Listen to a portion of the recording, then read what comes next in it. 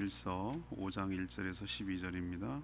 요한일서 5장 1절에서 12절. 오늘은 12월 15일 화요일 아침입니다. 12월 15일자 본문 요한일서 5장 1절에서 12절까지 말씀 교독하겠습니다. 신약성경 392쪽입니다. 요한일서 5장 1절에서 12절 교독합니다. 예수께서 그리스도이심을 믿는 자마다 하나님께로부터 난 자니 또한 낳으신 이를 사랑하는 자마다 그에게서 난 자를 사랑하느니라. 우리가 하나님을 사랑하고 그의 계명들을 지킬 때에 이로써 우리가 하나님의 자녀를 사랑하는 줄을 아느니라. 하나님을 사랑하는 것은 이것이니 우리가 그의 계명들을 지키는 것이라. 그의 계명들은 무거운 것이 아니로다. 무릇 하나님께로부터 난 자마다 세상을 이기느니라. 세상을 이기는 승리는 이것이니 우리의 믿음이니라. 예수께서 하나님의 아들이심을 믿는 자가 아니면 세상을 이기는 자가 누구냐? 이는 물과 피로 임하신 이시니 곧 예수 그리스도시라. 물로만 아니요 물과 피로 임하셨고 증언하는 이는 성령이시니 성령은 진리니라. 증언하는 이가 셋이니 성령과 물과 피라. 또한 이 셋은 합하여 하나이니라. 만일 우리가 사람들의 증언을 받을진대 하나님의 증거는 더욱 크도다. 하나님의 증거는 이것이니 그의 아들에 대하여 증언하신 것이니라. 하나님의 아들을 믿는 자는 자기 안에 증거가 있고 하나님을 믿지 않은 자는 하나님의 거짓말하는 자로 만드나니 이는 하나님께서 그 아들에 대하여 증언하신 증거를 믿지 아니하였습니다.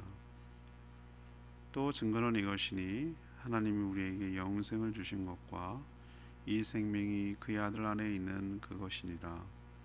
아들이 있는 자에게는 생명이 있고 하나님의 아들이 없는 자에게는 생명이 없느니라. 아멘. 예수님이 그리스도이심을 믿는 자마다 하나님께로부터 난 하나님의 자녀라고 말합니다. 자녀는 하나님을 사랑하고 또 자신처럼 하나님께로 난 자를 사랑하라는 계명을 지키게 되었다는 것이죠. 계명은 무거운 것이 아니라고 말합니다. 하나님의 아들 예수 그리스도께서 세상을 이기셨기 때문에 그를 믿는 자도 사단의 방해를 이겨내고 형제를 사랑하며 세상을 승리할 수 있다는 것입니다. 예수 그리스도를 성령과 물과 피 이 셋은 하나인데 증언한다고 말하고요. 이들을 믿는 자에게는 생명이 있지만 영생이 있지만 믿지 않은 자에게는 생명이 없고 영생을 얻지 못한다라고 말하는 것입니다. 오늘 질문은 하나님의 자녀의 특징은 무엇입니까? 하나님의 자녀라면 어떤 특징이 있습니까? 이것이 오늘 질문입니다. 먼저 1절에서 3절까지의 말씀입니다. 하나님을 사랑함으로 그의 계명을 지킵니다. 이 하나님의 자녀의 특징이에요. 예수가 그리스도다. 이게 바로 복음의 핵심이거든요. 예수라는 자연인이 그리스도라는 메시아라는 뜻이에요. 이걸 믿는 거예요. 이름 속에 다 복음이 담겨 있어요. 이 사실을 믿고 예수 그리스도를 영접하면 믿으면 거듭나서 하나님께로부터 태어난 자가 됩니다. 우리도 보통 누굴 낳았다 그래야 자녀가 되잖아요. 하나님께서 성령으로 우리를 거듭나게 다시 태어나게 하셨어요. 그래서 원래 사람인데 하나님의 자녀가 된다는 것이죠. 우리가 개가 너무 좋아서 개 아빠 이렇게 해도 아무리 옷을 입히고 뭘 침대에 같이 자도 개를 사람으로 만들 수는 없어요. 아무리 그래도. 근데 하나님께서 그게 가능하다는 거죠. 개가 사람이 되는 것보다 훨씬 더 다른 차원의 문제가 그 변화가 일어나는데 어떻게 사람이 하나님의 자녀가 되냐고요. 저는 이걸 생각하면 생각할수록 이게 놀라운 은혜고 특권이라는 생각이 드는 거예요. 우리 너무나 식상하게 느껴지잖아요. 하도 많이 들어가지고 뭐 그런가 보다 이렇게 생각을 하는데 이 신분의 변화와 이 본질의 변화가 그 간격이 너무 커가지고 상상을 못하는 거예요. 하나님의 자녀가 된다는 게 뭘 뜻인 줄 아십니까? 하나님이 된다는 뜻이, 하나님의 레벨로 올라간다는 뜻이에요. 이게 참 기가 막힌 축복인데 이게 우리는 실감이 잘 안 나는 것이죠. 물론 몸은 그대로예요. 그렇지만 정과는 전혀 다른 피조물이 된다는 것입니다. 하나님의 자녀로 그 신분과 정체성이 바뀌게 되면 그 안에 계신 성령께서 그 사람을 하나님의 자녀답도록 바꾸어 가시죠. 우리도 자녀가 딱 태어났어요. 근데 놀랍지 않아요? 다른 건 뭐든 부모 닮은 건 너무 신기한 DNA가 놀랍지 않으세요? 붕어빵처럼 닮는 거? 저 그거 신기하지 않으세요? 여러분들은 당연하게 생각할지 모르지만 난 그거 쳐다볼 때마다 너무 신기해요. 그러니까 그 안에 벌써 그 부모의 DNA가 다 내재되어 있다는 거 아니에요. 그렇죠? 그런 것처럼 우리 안에 생명의 씨앗이 들어가기 시작하면은 닮아야지 닮지 말아야지 자식이 결정합니까? 결정 못합니다. 자기가 그건 결정할 수 있는 게 아니에요. 그냥 자기 의지와는 상관이 없어요. 그냥 자기도 모르게 그 성장의감에 따라 누굴 닮습니까? 부모를 닮는 것처럼 우리 안에 성령이 딱 들어가고 씨앗이 시작되면 처음에는 점점 희미하죠. 얘가 누굴 닮은지 잘 모르겠어요. 그래도 나타나긴 하지만 근데 점점 커갈수록 말하는 거나 걸음걸이나 그 뭐 식성이나 성격이나 뭐 이렇게 너무 유사해요. 옛날에 그 얘기 하더라고요. 어느 집사님이 어느 날 면도를 하고 이렇게 세수를 하는데 거울을 쳐다보고 자기가 뒤로 섬찟 놀랬대요. 왜 놀냐니까 자기 아버지 얼굴이 나오더래요. 그래서 내가 그 얘기를 듣고 가만히 내 얼굴을 쳐다봤어요. 그랬더니 어머 웬일이야, 나도 그런 게 있는 거예요. 참 무섭다 이런 생각이 들었는데, 우리가 하나님의 자녀가 되면 나도 모르게 의지와 상관이 없이 내 안에 성령께서 나를 하나님이 사람이 되신 분이 예수님이니까, 우리가 하나님은 영이기 때문에 어떤 존재인지 모르지만 사람이 되신 분이 분명히 계시잖아요. 그 예수님의 모습이 조금씩 나타나는 거예요. 정도의 차이는 있어요.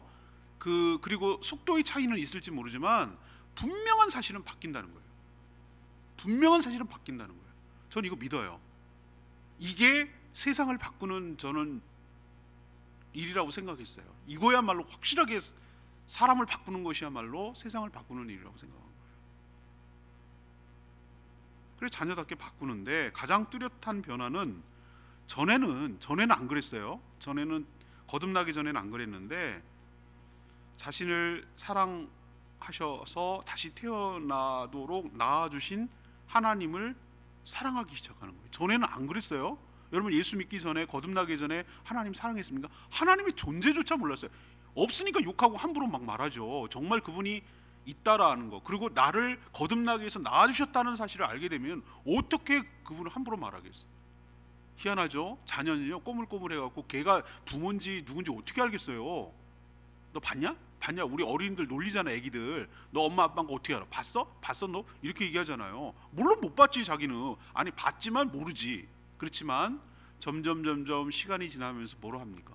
관계성 속에서, 그 사랑을 받는 관계성 속에서 이분이 왜 이렇게 나한테 잘해주지?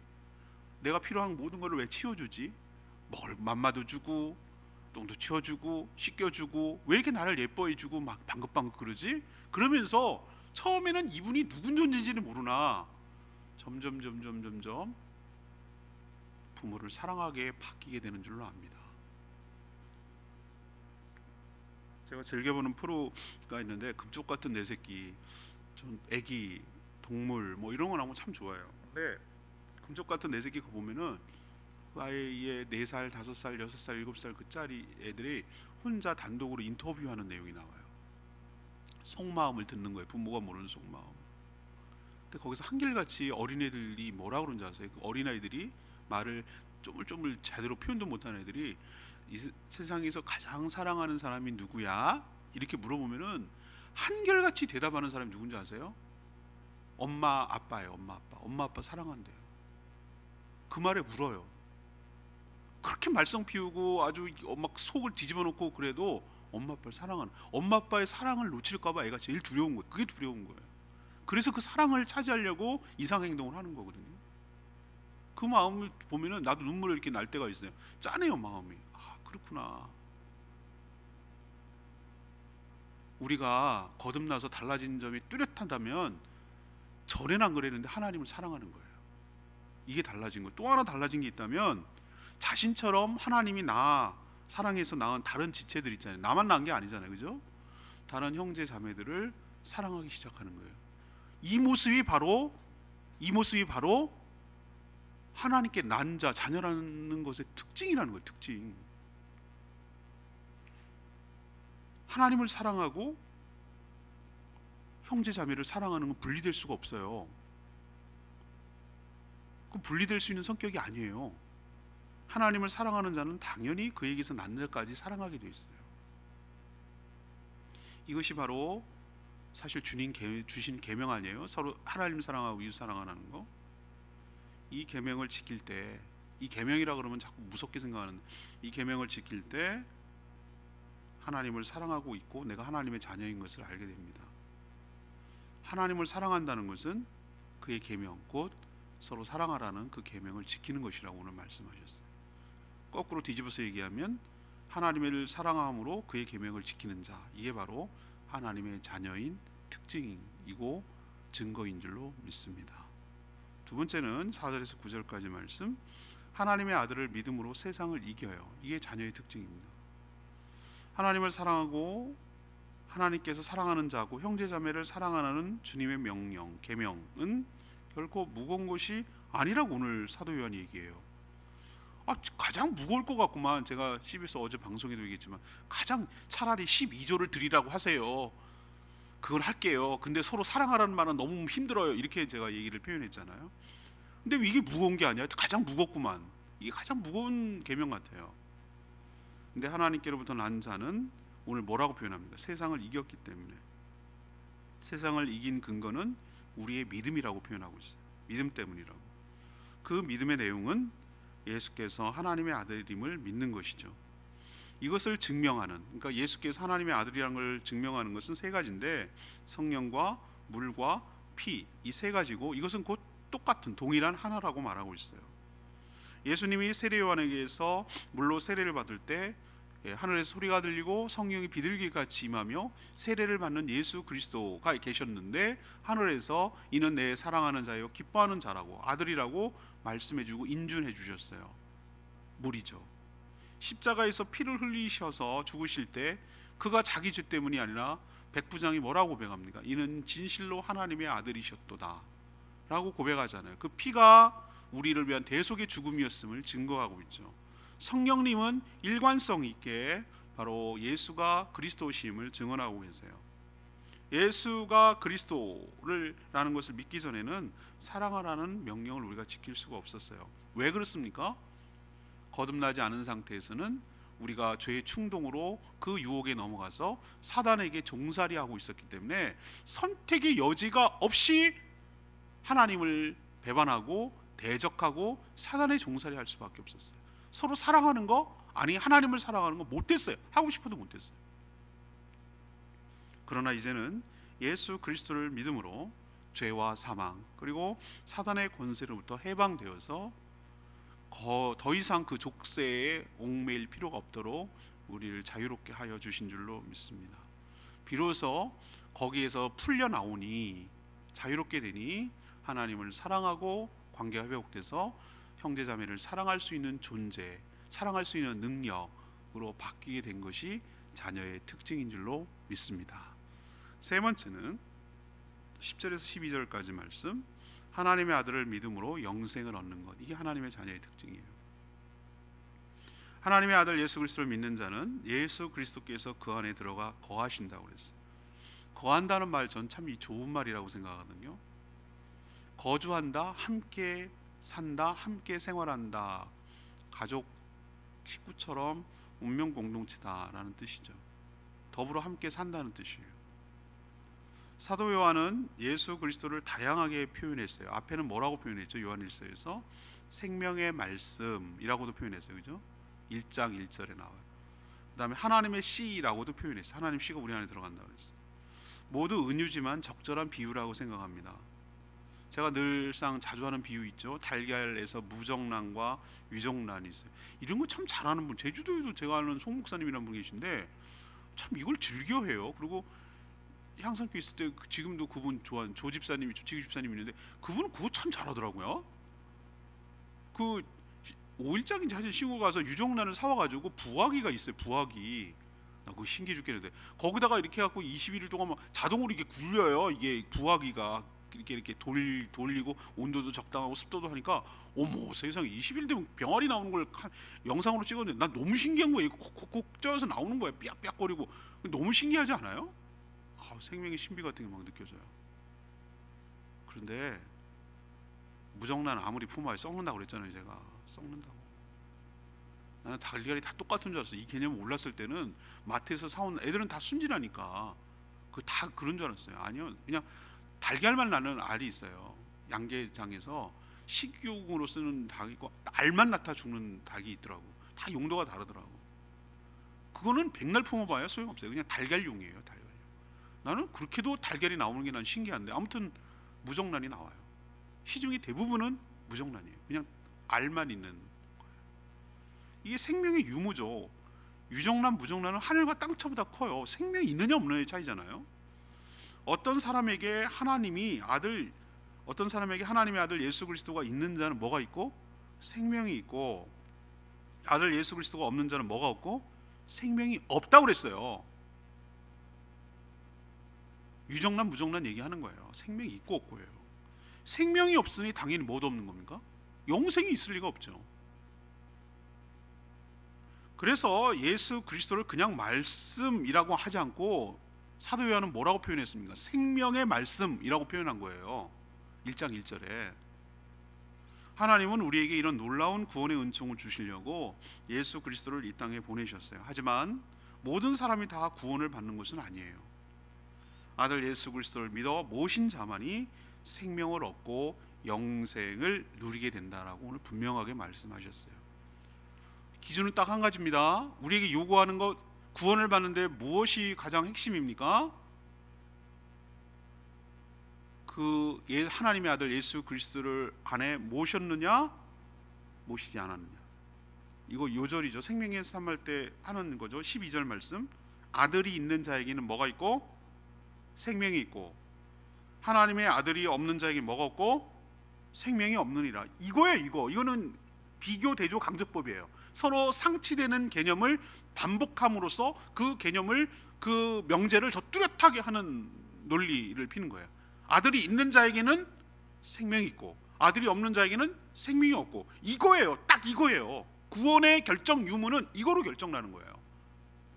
유정란은 품으면 병아리가 되고, 무정란은 죽으라고 품어봐야 썩어 문드러지고, 아들 예수 그리스도를 모신 자는 그 사람이 물론 주님답게 살도록 성령께서 인도하십니다. 설령 부족하고 남들이 보고 미흡하고 뭐 한 것도 없고 그럴지라도 아들 예수 그리스도를 모신 자는 생명이 있는 거예요. 하나님은 그거 하나 딱 보는 거예요.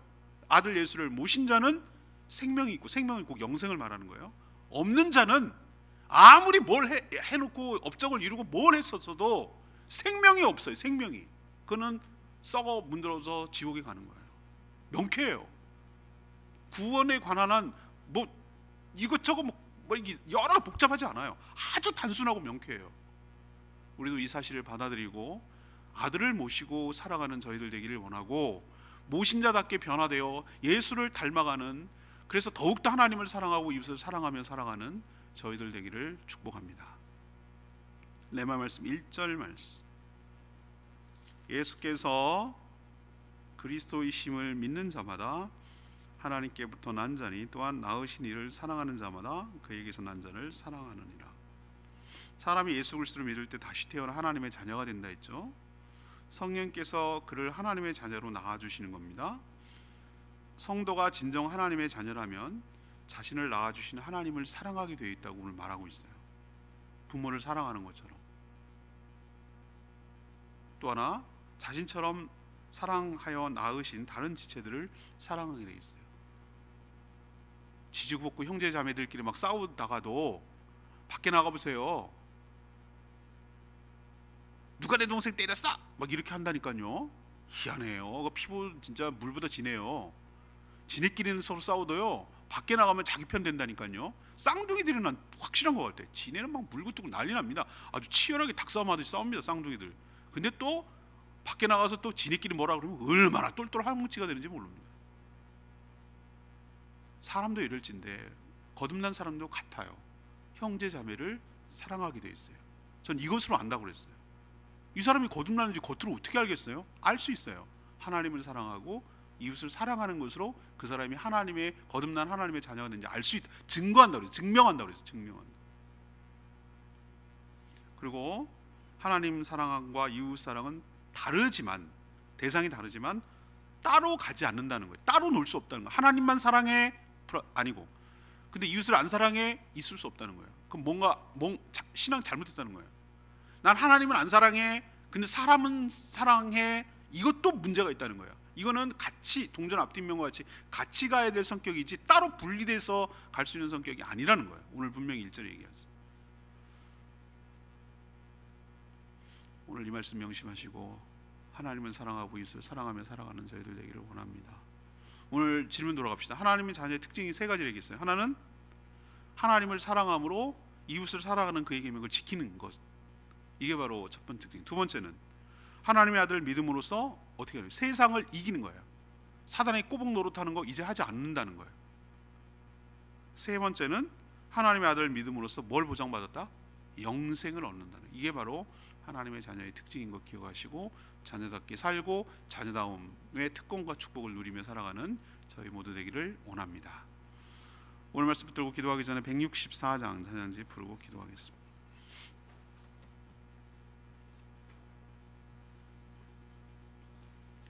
찬양지 164장입니다. 당신은 영광의 왕, 당신은 평강의 왕.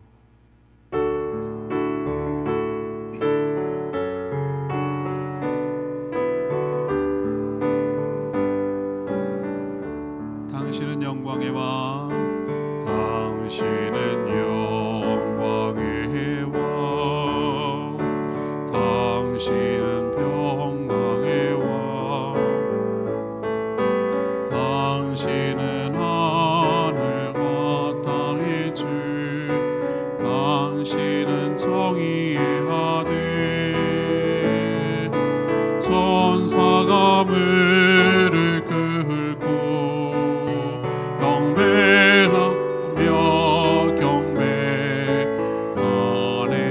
영원한 생명 말씀, 당신은 예수 그리스도 주. 호산나 다윗의 자손께, 호산나 불러 왕 중의 왕. 높은 하늘의 영광이 예수 주 메시아네. 오늘 말씀은 자녀의 특권이기도 하고 자녀의 증거이기도 해요. 우리가 하나님의 자녀 거듭나서 됐다는데 이런 특징들이 나타나고 소망이 있어야 되는 것이에요. 전혀 변화가 없다. 내가 정말 거듭났는지 확인해 봐야 되는 거예요. 그러나 변화가 시작됐으면 속도와 강도와 정도의 차이는 좀 차이가 있었지만 방향이 중요해요. 방향이. 그 방향으로 변화가 시작됐으면 내 안에 생명의 역사가 시작된 거예요. 내가 하나님의 자녀이고 영생이 보장된 줄로 믿습니다. 믿음을 가지시고 세상을 담담하게 승리하며 살아가게 해달라고 주여 외치며 기도하겠습니다. 주여 하나님, 당신은 영광의 왕, 당신은 평강의 왕, 당신은 하늘과 땅의 주, 당신은 정의의 아들, 천사가 무릎 꿇고 예배하며 경배하네. 영원한 생명 말씀, 당신은 예수 그리스도 주.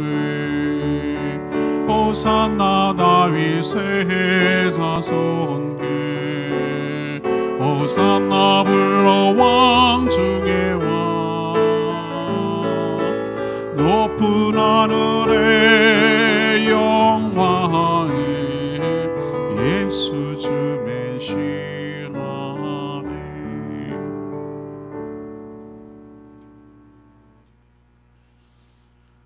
하나님의 자녀가 어떤 특징이 있으며 그래서 어떻게 살아가야 하는지를 가르쳐 주셔서 감사합니다. 예수가 그리스도임을 믿어 거듭나면 나를 사랑으로 낳아주신 하나님을 사랑하게 되고 또한 그렇게 낳은 다른 지체들을 사랑하게 되는 줄 믿습니다. 이미 십자가에서 세상을 이기신 예수 그리스도를 믿어 악한 사단의 세력에게서 이길 줄 믿습니다. 우리 안에 예수 그리스도가 계실 때 생명이 있는 줄 믿습니다. 예수 그리스도 안에 있는 저희를 영생으로 이끌어 주실 줄 믿습니다. 그러니 하나님과 이웃을 사랑하라는 계명에 더욱더 순종하며 실행에 옮기며 말과 혀가 아닌 행함과 진실함으로 사랑하게 하여 주시옵소서. 저에게는 사랑이 없습니다. 하나님의 사랑을 우리 가운데 충만하게 부어 주시옵소서. 그 사랑에 힘입어 하나님 보좌에 나가 간구하고 호소하는 우리들의 기도를 으트러 응답하여 주시옵소서. 우리가 한 것에 비해 그 사랑이 너무 커서 우리의 삶을 풍요롭게 인도하시며 우리의 우둔함을 깨우쳐 주시고 불쌍히 여기셔서 가장 좋은 길로 인도하시며 우리에게 삶의 지혜를 허락하여 주시고 살 방도와 길을 보여주시고 인도하여 주시옵소서. 그러나 여전히 우리가 하나님의 사랑 가운데 살고 있음을 의심하지 않고 그 사랑 가운데 살아가는 저희들 되게 하여 주시옵소서.